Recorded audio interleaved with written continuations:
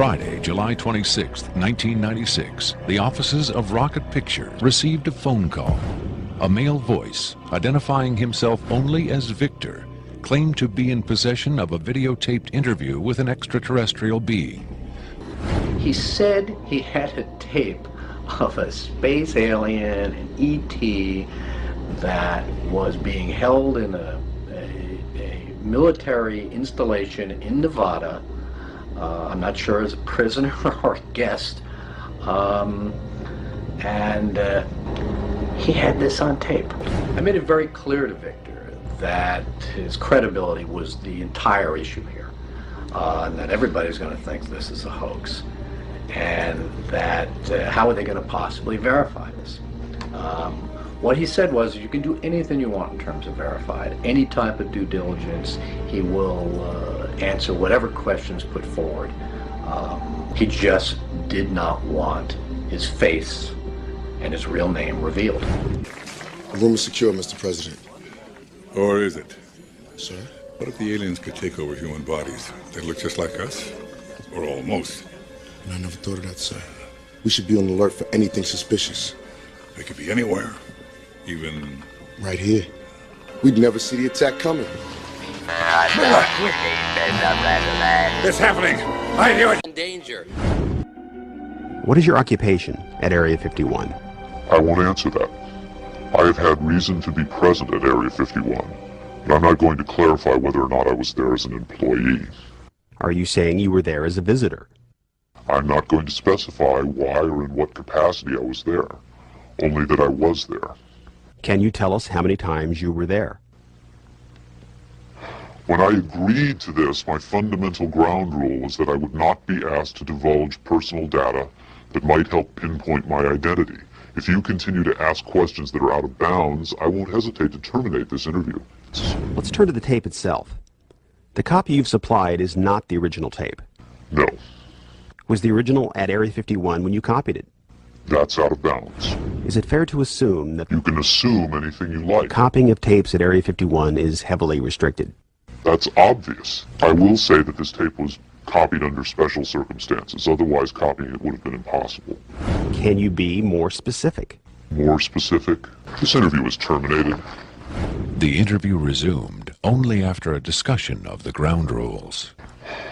Have you personally seen the alien being that appears in the tape? Yes, I have, but I stress I was not necessarily present at the interview session that appears on the tape. I'm not going to be specific. I may have encountered the being at another time. What can you tell us about the alien interview we're about to see?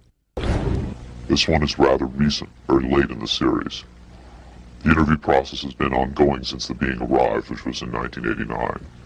Approximately twice a month, they sit it down for a session that generally lasts from 3 to 5 hours. If they try to go longer than that, or if they schedule the sessions more frequently, the being becomes unresponsive. What has the alien revealed? Various minor technical details of the saucers. The physicists and engineers are frankly frustrated. They feel the being is withholding information. Possibly concepts are getting lost because all the information has to come through a telepath. But also it may be that the bulk of their scientific knowledge is just too advanced to be translated into our primitive conceptual framework. It's analogous to if a human scientist were to try to translate quantum mechanics into the grunts and screeches of a chimpanzee. That's not a very flattering comparison. Frankly, there's a high attrition rate for scientists in the program. You'd think they'd be energized by the challenge. But a lot of them take the ego deflation very hard when they find out not only how much they don't know, but how much they aren't even capable of understanding. Victor uses the term vessels to refer to the alien's conception of the body as a disposable vehicle for the soul. Do you think it's a reassuring sign that these aliens can communicate with us on a spiritual plane? It would be nice to think so, but I'm not sure if it's really such an achievement considering the mismatch between our intellects. I mean, you're not going to have much luck making your dog understand calculus. But if you pet him on the head and say, "Good dog," aren't you communicating spiritually?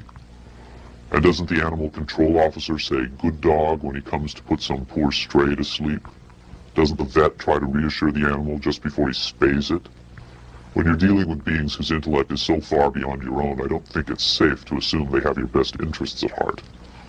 Because of his unwillingness to reveal his own identity, Victor's story stands or falls on the credibility of the tape he supplied. Here is the uncut, uninterrupted alien interview tape, shown in its entirety in real time. You removed the soundtrack from the tape before you turned it over to this program.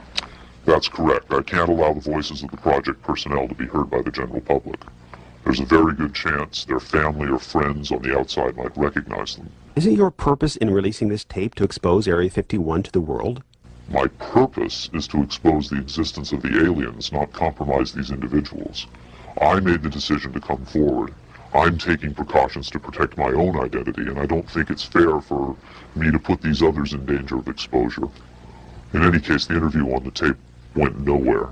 It was interrupted, as you'll see. Video analyst Jim Delatoso was emotionally affected by what he saw. He took the tape very seriously and offered this personal opinion.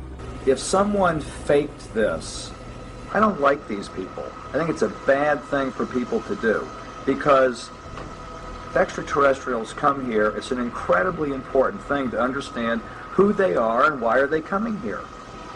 If this is not faked, I think we've got a glimpse here of a sense of communication with someone who came from a long distance away. UFO expert Robert Dean, on the other hand, had no doubt whatsoever that the tape was authentic. This is powerful because this is not a staged event. This is real. Calling on his own first-hand experience for comparison, Robert Dean was stunned and moved by what he saw. That breaks my heart.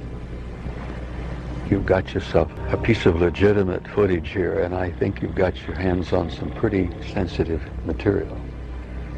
I don't know how the hell you got this. I don't know who you got it from, and frankly, I don't want to know who you got it from.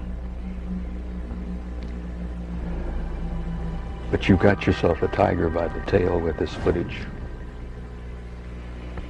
I would say, and I know that that's one of the things you'll ask of me, is that you've got yourself some legitimate footage of one of the little guys being interrogated and filmed. And there's a reality to it, and there's a sensitivity to it that literally breaks my heart. But I tell you very strongly, you've got something here that is very sensitive. Well, I know that the level of classification on this kind of a thing is so far damned above top secret that you can't imagine how sensitive this kind of thing is, and how delicate it is, and how tightly the government sits on anything like this. Treating him like a piece of livestock, wiping his lips. Whitley Strieber, best-selling author of Communion, claims to have had numerous personal contacts with alien beings. He has become the de facto spokesman for the growing number of people who claim to have been abducted by extraterrestrials. I was awakened by a presence. Then I began to see these faces, and I wasn't quite sure what was going on. There was a long, needle. They said they were going to put this into my head, and it scared me to death. Stop it, please, stop it. I had a close encounter the third time, for sake. The nationally syndicated television program Strange Universe asked Strieber and several other abductees to view the alien interview tape. What Strieber saw left him profoundly shaken. Strieber would not agree to be interviewed on camera for this program, but on Strange Universe he had this to say.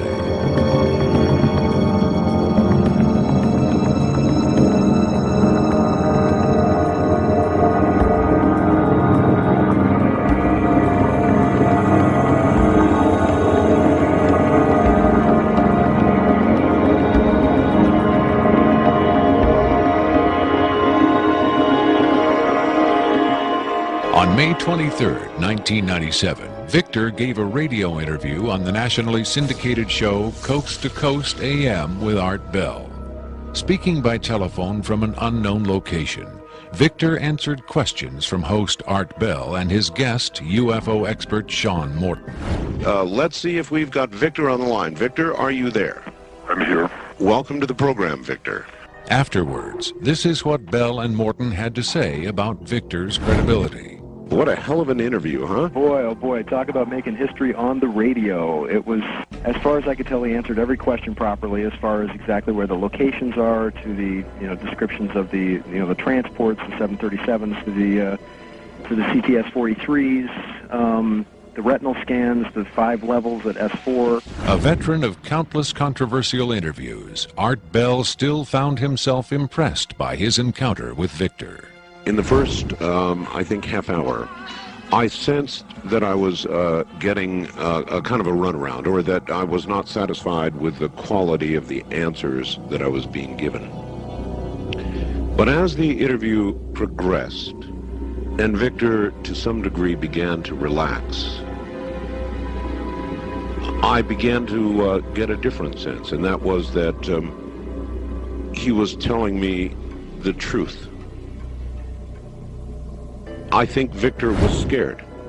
I think Victor really is scared. If the government has really been in contact with superior aliens, wouldn't we see some evidence of it? For instance, amazing new scientific discoveries. Limitless free energy? A cure for cancer? We might if the government's motive were the betterment of mankind. The government's motive is control. Knowledge is power, but power does not necessarily confer competence. The people at the top of this, they're not capable of making proper use of what's been handed to them, but they have no intention of letting anyone else ever get a chance to solve the puzzle. And let's not forget there's also the real possibility that the government is being manipulated by the extraterrestrials for their own purposes. Do you believe your life is in danger as a result of making this tape public? I would hope not. I would like to think my government is a little more civilized than that. But at the same time, I don't intend to give them the chance to prove me wrong. Obviously, they would like me to be perceived as a hoaxer. If something were to happen to me, if I should die suddenly in a freak accident, it would obviously lend credence to my story, and I assume they understand that and will act or not act accordingly. Why should anyone believe this tape is authentic? Use your own judgment. That's all any of us can do. There's been so much secrecy and disinformation over the last 50 years that it's become impossible to prove anything in the face of official denial. Of course, the flip side is nobody really believes anything the government says. Did this alien die? I can't answer that with certainty. I do know the interviews came to an end. Whether the being died or was retired, and I don't mean that in the spy thriller sense of having it killed, I mean retired from the interview process. I just don't know. I'm fairly certain it didn't go home, at least not in the physical sense. But these beings, they don't seem to be very concerned about dying or avoiding death. Why do you think that is? Maybe they know what comes after death with more confidence than we do. Maybe there's another vessel waiting for them on the other side. I've heard the claims that they come from Zeta Reticula or the Pleiades, but it hasn't been established that they come from out there at all. Their saucers may not travel through space as we know it. They may fold in from another dimension, another reality. You make them sound almost supernatural, like angels or devils. Supernatural is just a term for aspects of nature we don't understand.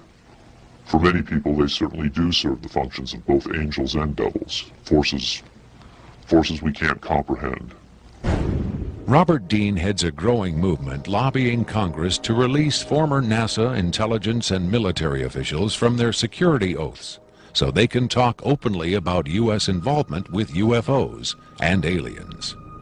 As early as '49, your government knew we were dealing with extraterrestrial intelligence. And then it sort of blew up more and more. Every year there were more discoveries, more conclusions, more contacts. And as you probably know, we have indeed retrieved crashed hardware, and we have reverse engineered it, and we have indeed been flying some of that hardware in this base not too many miles outside of Nellis, near Las Vegas. Dean believes the time has come for the government to tell the people what it knows. The truth has got to come out. We're over 30 years too late. The people not only have a right to know, they have a need to know. And damn it, I stand in this belief, and I will say this and stand by this till the day I die. Congress has the responsibility, Congress has the obligation to the people, to the Constitution, and to the nation.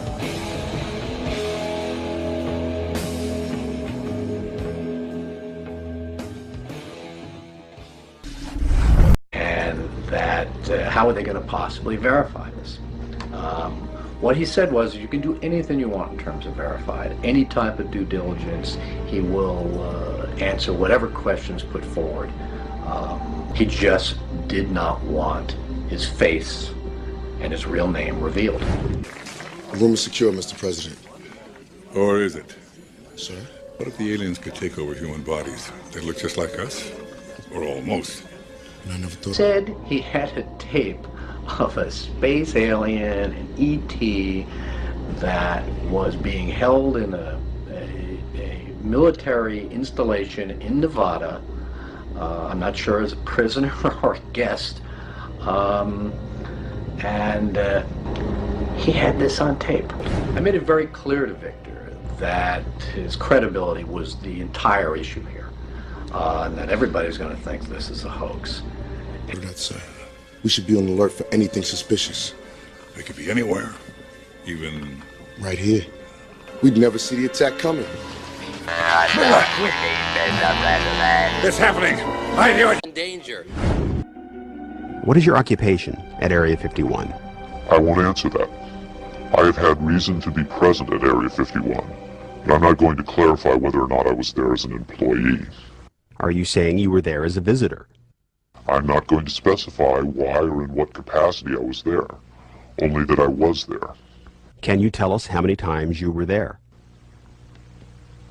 When I agreed to this, my fundamental ground rule was that I would not be asked to divulge personal data that might help pinpoint my identity. If you continue to ask questions that are out of bounds, I won't hesitate to terminate this interview. Let's turn to the tape itself. The copy you've supplied is not the original tape. No. Was the original at...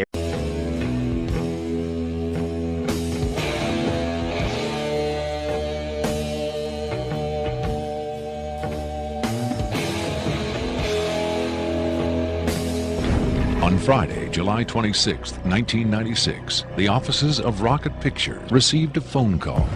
A male voice, identifying himself only as Victor, claimed to be in possession of a videotaped interview with an extraterrestrial being. He's